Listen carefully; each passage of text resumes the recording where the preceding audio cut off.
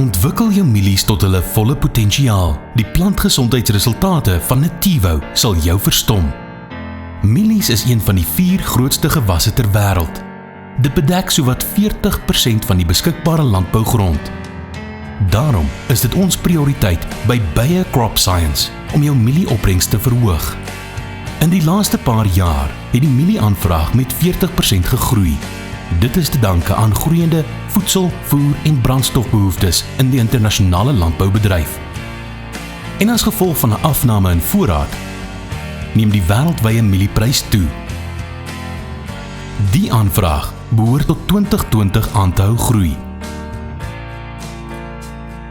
As landbougrond nie uitbrei nie, sal boere groter opbrengste moet lewer om prysstygings te verhoed.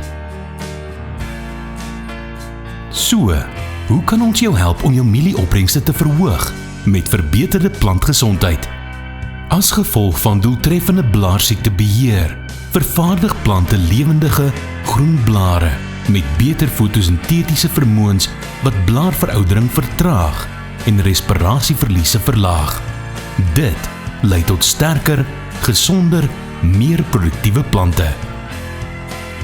'n Sterk, gesonde plant vervaardig hoër proteïen en groter pitte, want vertraagde blaarveroudering lei tot 'n langdurige graanvol tydperk. Mieliesaadprodusente trek veral voordeel uit die groter pitte. Die mielieplante groei sterker en gesonder stingels, wat die plant teen siektes soos grysblaarvlek beskerm en verhoed dat dit tydens ongunstige weerstoestande omval. Dit verminder die produsent se oeskoste. Nativo help ook met die doeltreffende beheer van siektes soos grysblaarvlek, noordelike mielieblaarsgroei en roes.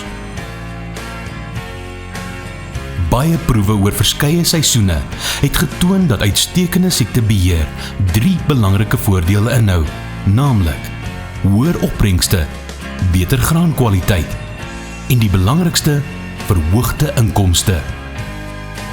Ontdek die ongelooflike plantgesondheidsresultate van Nativo.